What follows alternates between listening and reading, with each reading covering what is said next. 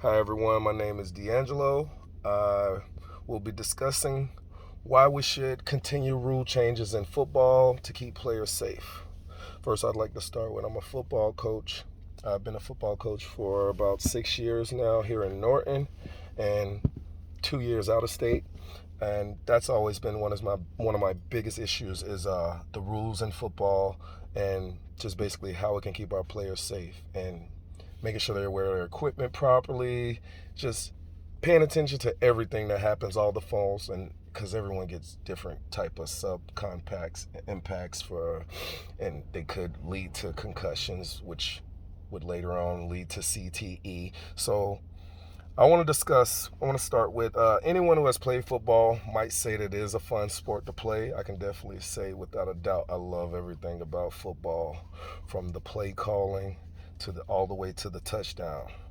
But for me, one of the biggest things I would definitely say I love to play defense more than offense because I really love the hitting portion. I was that enforcer. I was that guy that wasn't afraid to hit anything moving. And I use the correct technique when I hit people, but some of those hits you still feel.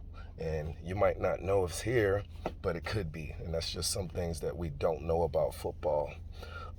There was nothing like quite catching a receiver or a running back trying to run you over on the field on a certain play when they had nowhere else to go and they just had to go head on with you pretty much. And I don't mean head on, I mean we have to hit each other. There's no running. So that was like my favorite portion, to get in that mix up when it's a one-on-one type of deal. But this I always felt like was my best ability over anything in football, and what we call this is hit sticking or laying the wood. I was all for it, no backing down. I can definitely say football fans would probably admit that big hits, the highlights, the runs, the difficult catches, and just some of the throws that quarterbacks make in these games is what make football so exciting and make them love it so much, even though there's the risk for potential injuries such as concussions or breaks and, you know, ending up paralyzed. It can even get worse. Um, as fans, we love the excitement that we get from football and that it brings to us, from the television screens all the way down to the 50-yard line, to almost as if we're in that game. But we, for not a second, think about what's going on up here and certain players on the field after certain hits they've taken. But myself, I do take that into consideration. Like when players take the wrong type of hit, I'm just like, man, that was a dirty hit, or damn, that was an illegal hit. And that's the type of stuff I think the rule changes need to continue and keep going. Um, when injuries happens, most fans and players and coaches don't want to see, no, nor we wish an injury on anyone. Nobody wants to see their favorite player go down to a cheap shot or any head-related injury, nor would they love to see their favorite player suffering from chronic concussions or injuries or ending up with CTE later on in their life, which is why the NFL collegiate level, high school level, and youth football should always be looking for ways to make the game safer. While we make the game safer, that doesn't mean that we have to take all the physical aspects out of the game. We can still play a physical game of football while keeping it safe and keeping our head out of the game, just as I tell my players on the field. Even in practice, hey, that was a bad tackle. What do we talk about? The correct form. How do we use? Which side of the head should be on the ball? The head should never hit first. It should never make contact. It should always come out the shoulders, not the head. But most people feel like with that helmet on, they feel like it's protecting them, and that's not what it's for. It's to protect your head, but it doesn't protect our brain.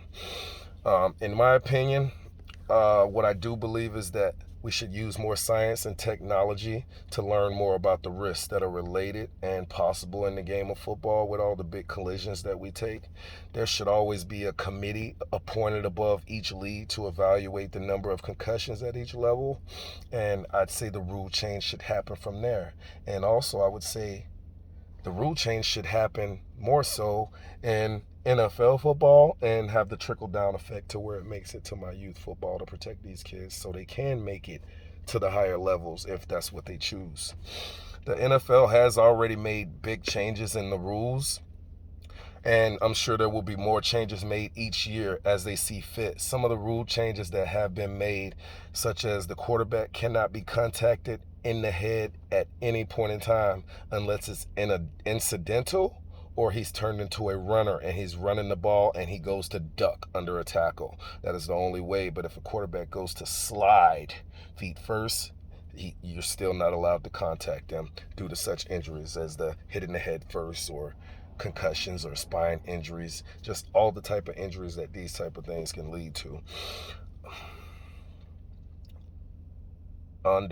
So defensive players are not allowed to target the head of a receiver at any point in time, and if so, he is immediately ejected and fined. In some cases, they are even suspended for X amount of games due to severity of the illegal hit. In my opinion, the NFL fines players and they take this money, but this money should be either donated to do more research on CTE or funded for CTE, or directly passed over to the player who suffered the injury for later on issues that he or she may face in their life. I have watched football and I played for about 11 years on different levels.